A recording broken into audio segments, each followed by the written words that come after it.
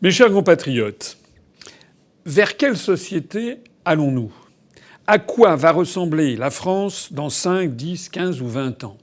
Ce sont des sujets qui préoccupent, qui inquiètent, qui angoissent même la population française, et à raison. Je veux aujourd'hui vous parler de faits qui m'ont interpellé au cours des derniers jours et qui révèlent ce qui risque de nous arriver justement dans les années qui viennent. Alors comment peut-on essayer de prévoir l'avenir? Parmi les disciplines intellectuelles, il y en a une qui s'appelle la futurologie, que j'ai eu le plaisir d'enseigner en école de commerce il y a quelques années. C'est une matière qui n'a évidemment rien à voir avec l'astrologie, la divination, le doigt mouillé. Il s'agit d'une véritable discipline qui tente d'identifier des scénarios d'avenir à partir en gros de deux catégories de réflexion. La première de ces catégories, le premier facteur, c'est d'examiner les évolutions statistiques dans un certain nombre de disciplines, la meilleure d'entre elles étant la démographie. La démographie, c'est la seule science dure qui a de bonnes chances de décrire le futur proche à partir du taux de natalité, du taux de mortalité et de l'espérance de vie à la naissance. On peut donc dire que dans 5 ans ou dans 10 ans, la France aura X millions d'habitants, par exemple, X millions de femmes, X millions d'hommes, etc., etc. On regarde également, pas seulement la démographie, mais les évolutions d'indicateurs socio-économiques comme le PIB, le produit intérieur brut, la production de matières premières, la production de pétrole et de gaz, d'hydrocarbures, avec notamment les questions qui se posent pour savoir si l'on a ou non franchi le fameux pic pétrolier, c'est-à-dire est-ce que finalement maintenant on irait vers un monde où il y aurait de moins en moins de pétrole. Donc ça, c'est le premier facteur qui permet un petit peu de débroussailler ce qui pourrait être notre avenir à 5 ou 10 ans en fonction d'un certain nombre d'hypothèses mathématiques. Le second facteur, c'est ce que l'on appelle, parmi les futurologues, les faits porteurs d'avenir. C'est-à-dire qu'il faut savoir, avec un peu d'intuition, de flair, repérer des faits divers ou des informations qui apparaissent dans l'actualité et qui, prises isolément, n'ont pas plus de signification que cela, mais qui, si ces faits se multiplient, finit par prendre du sens et donne à envisager des évolutions économiques, sociales ou sociétales probables. Alors, au cours des dernières semaines, j'ai noté justement un certain nombre de ces faits porteurs d'avenir et que je souhaite ici porter à votre attention. La première catégorie de ces faits, c'est la montée en puissance d'une nouvelle forme d'écologie, d'un écologisme, on pourrait dire, pour parler comme une idéologie, qui est loin de s'attaquer aux causes réelles de la pollution, comme le commerce international débridé, par exemple, je vais y revenir dans un instant, a au contraire une vision punitive et individuelle des choses. Comme si la pollution qui se développe à l'échelle du monde, de la planète, l'air plus pollué, l'apparition de plastique un petit peu partout, etc., comme si c'était en fait une responsabilité de tout un chacun et comme s'il n'y avait pas d'autre cause que celle-là. Le parti EELV en France s'en est fait une spécialité. Il passe son temps à essayer d'intimider les Français, à leur faire honte, à les culpabiliser, mais sans jamais remettre en cause ce qui est à l'origine même de la pollution géante qui prévaut sur la planète, c'est-à-dire la libre circulation des mouvements de capitaux et de marchandises imposés notamment, pas seulement, mais par les pays de l'OCDE et notamment pour ce qui concerne la France, par l'Union européenne. Je rappelle que cette libre circulation des capitaux et des marchandises permet de délocaliser quasiment toute notre production à l'autre bout du monde.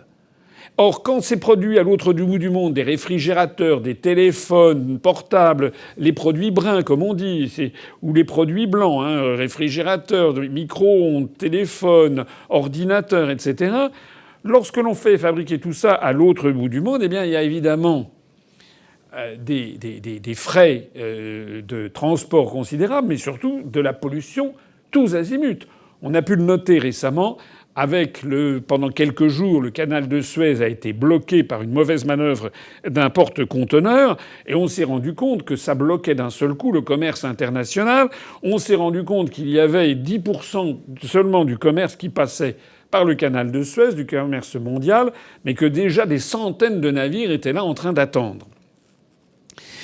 Ceci explique le fait que la terre est en train de devenir une poubelle.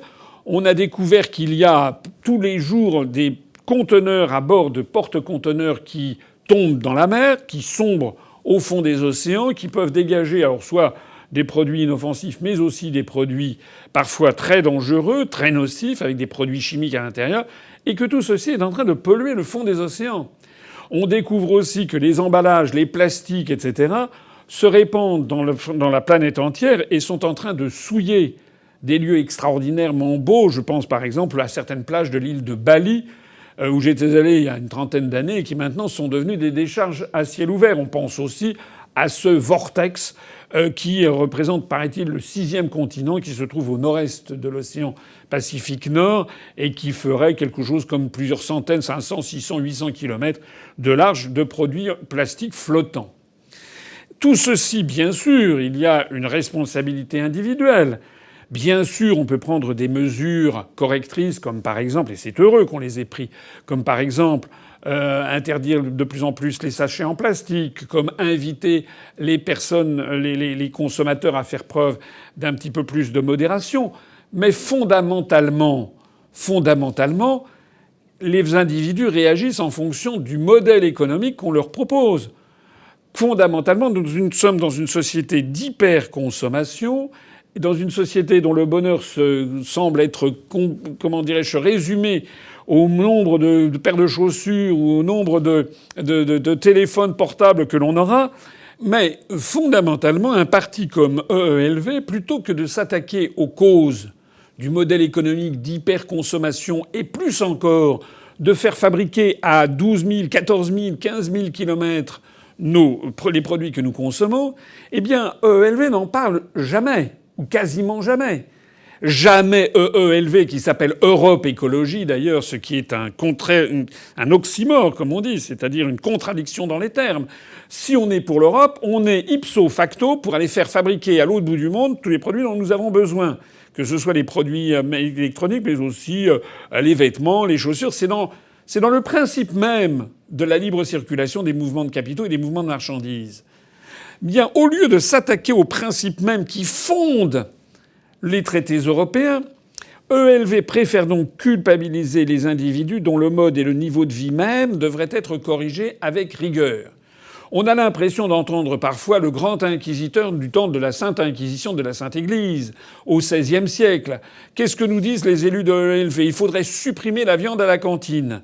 On aurait bientôt plus, on culpabiliserait maintenant bientôt si l'on avait envie de manger un steak. Il faudrait également supprimer le Tour de France. Pourquoi supprimer le Tour de France alors que c'est une attraction extrêmement populaire depuis des décennies et qui est une espèce de commémoration à la France par le peuple français lui-même? On voit bien que ça, c'est mauvais dans l'idéologie EELV et on nous invente le fait que ça polluerait un petit peu. On est prié également de renoncer au sapin de Noël. On l'a vu avec le maire de Bordeaux. On a vu également ces déclarations extravagantes où on voyait une élue verte qui voulait en finir avec les rêves d'enfants de voyager en avion.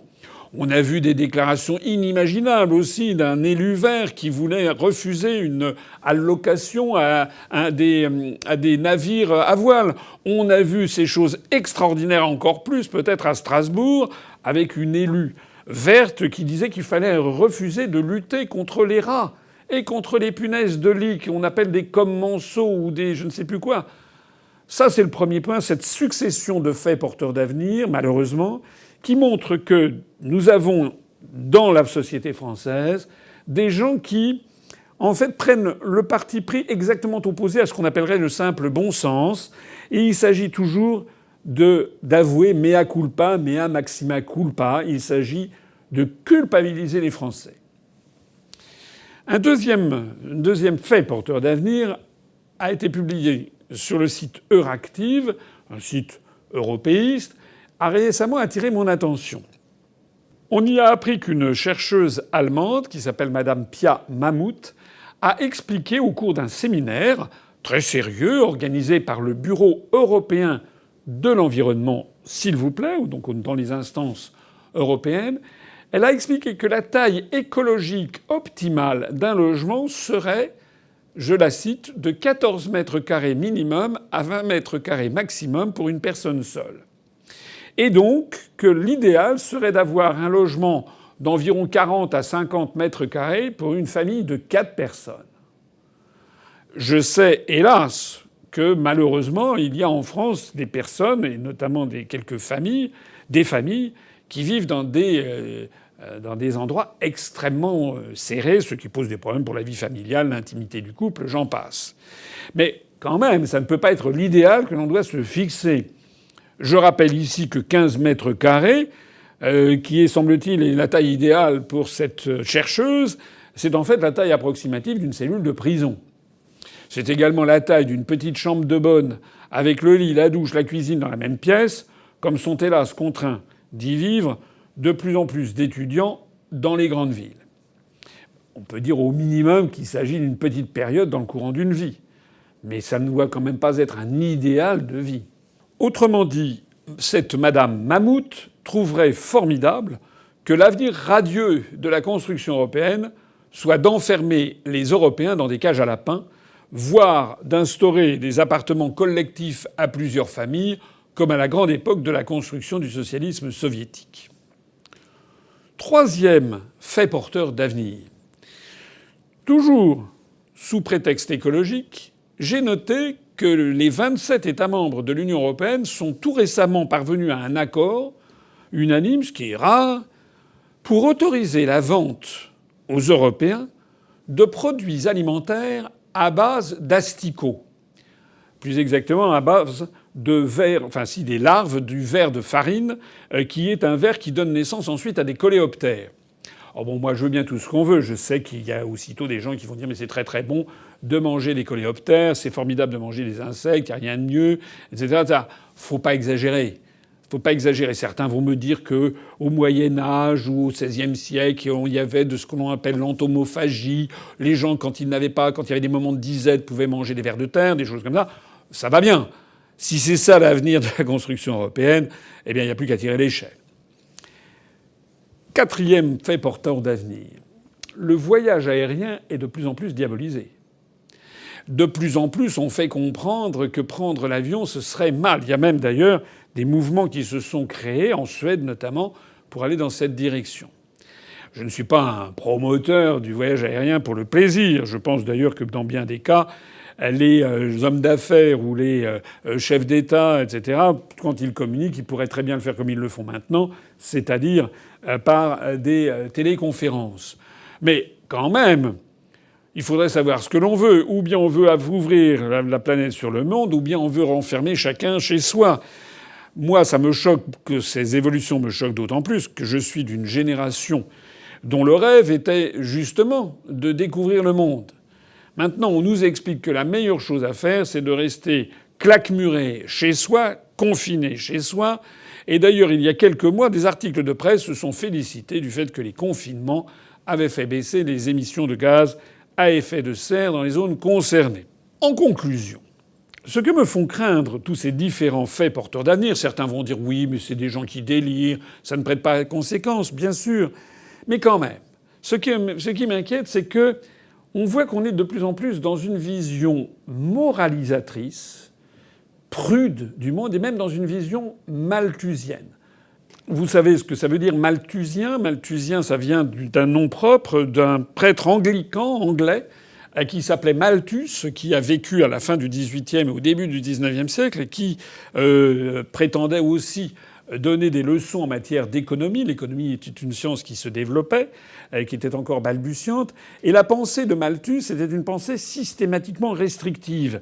Il expliquait qu'il y avait trop de personnes et que on ne produirait pas assez d'aliments pour les personnes qui avaient, donc il y aurait des famines et des morts, donc il fallait réduire. Ce que Malthus ne comprenait pas, la pensée malthusienne de façon générale ne parvient pas à comprendre, c'est que l'être humain a toujours trouvé des solutions face aux problèmes. Et il expliquait Malthus qu'on ne pouvait pas avoir plus de X millions d'habitants sur la Terre à son époque. L'expérience a montré que le nombre d'habitants sur Terre a explosé depuis lors et que l'être humain a trouvé motifs et des moyens pour régler cette question. Or, ce qu'on est en train de vivre aujourd'hui, c'est qu'on est en train de faire un grand retour vers cette pensée malthusienne. On est en train d'essayer de faire passer dans les mœurs une espèce de pudibonderie verte qui ne vise en réalité qu'à dissimuler le déclin annoncé de notre niveau de vie, du niveau de vie de l'ensemble de l'Occident et tout particulièrement des pays membres de la construction européenne. Sous couvert de cette nouvelle idéologie, on feint de trouver souhaitable quelque chose qu'en réalité on subit. Ce que je crains, c'est que notre société ressemble de plus en plus à celle de l'Union soviétique finissante, où l'on gérait des pénuries qui découlaient directement des prémices de la construction du socialisme, et on expliquait le décrochage de plus en plus manifeste par rapport au reste du monde. On tentait de le justifier de justifier les privations par une prétendue morale socialiste. Au lieu de projeter une vision confiante en l'avenir et dans le génie humain qui permet de surmonter les obstacles, on est en train d'enfermer les peuples d'Europe dans un pessimisme autodestructeur. On constate d'ailleurs dans l'Europe entière un effondrement de la natalité. Et quand on a un effondrement de la natalité, toute l'histoire des hommes depuis des millénaires explique que c'est corrélé à un effondrement politique et civilisationnel. D'ailleurs, ces tendances malthusiennes, ces tendances de pudibonderie, ces tendances qui visent à toujours restreindre notre consommation, à penser que demain va être atroce, ça ne se retrouve pas dans les pays où s'écrit en ce moment l'avenir du monde, comme la Russie, la Chine, l'Inde, l'Extrême-Orient. Dans ces pays-là, on a confiance dans le génie humain, notamment dans la possibilité que l'être humain aura de surmonter les obstacles qui se posent devant lui, en particulier la question de l'énergie.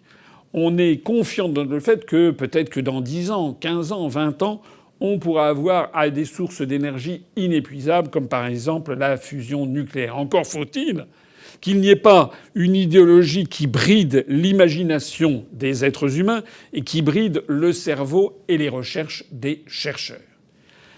L'histoire de l'humanité a montré que le pire n'était jamais sûr. C'est la raison pour laquelle je me permets d'exhorter les Français qui m'écoutent à arrêter d'écouter les prophètes de malheur qui ne veulent qu'imposer leur dictature sous prétexte d'une espèce de gestion extinctive de la France. J'invite tous ceux qui m'écoutent à placer leur confiance dans des responsables politiques qui refusent l'esprit d'abandon et qui voient l'avenir avec plus de combativité et d'optimisme. Mais pour cela, il y a un point fondamental qui est à la base de toutes les réussites, c'est d'abord croire dans son propre avenir et croire dans l'avenir de sa propre nation.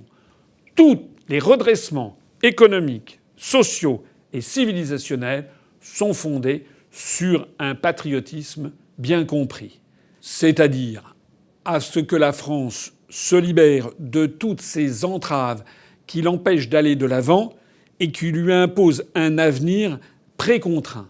Ces entraves, vous les connaissez. Il faut que la France sorte de l'Union européenne, de l'euro et de l'OTAN et qu'elle renoue des relations avec le reste du monde, des relations de dynamisme, de confiance et de coopération. Je note d'ailleurs que c'est exactement ce qu'est en train de faire le Royaume-Uni depuis qu'il a quitté cette prison des peuples qu'est l'Union européenne. Vive la République et vive la France.